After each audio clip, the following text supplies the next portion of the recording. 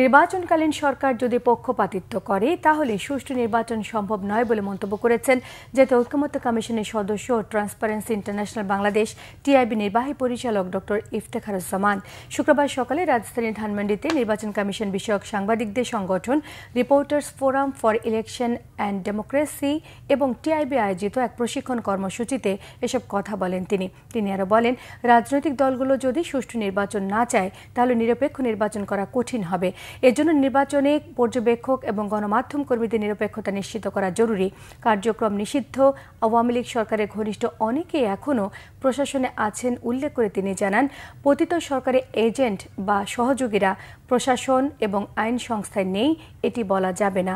তিনি আরও বলেন, যাদের দীর্ঘদিন বঞ্চিত করা হয়েছে তাদের অবস্থান ফিরে পাওয়ার মধ্যেও দলীয়করণ প্রতিস্থাপিত হয়েছে।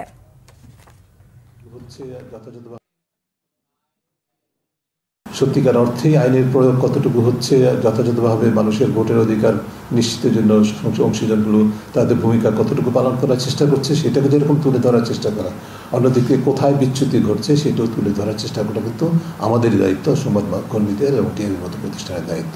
সেই কাজটি আমাদেরকে করতে হবে। আমাদেরকে ফ্র্যাঙ্কলি আমি খুবই ওপেনলি বলব, মনে রাখতে হবে যে আমাদের পলিটিক্যাল স্পেস অর্থাৎ রাজনৈতিক অঙ্গন এবং আমলাতান্ত্রিক অঙ্গন এই দুইটা জায়গায় সত্যিকার অর্থে আমাদের বৈষম্যবিরোধী আন্দোলনের যে মূল চেতনা তার থেকে বাস্তব শিক্ষা গ্রহণ করা হয়েছে।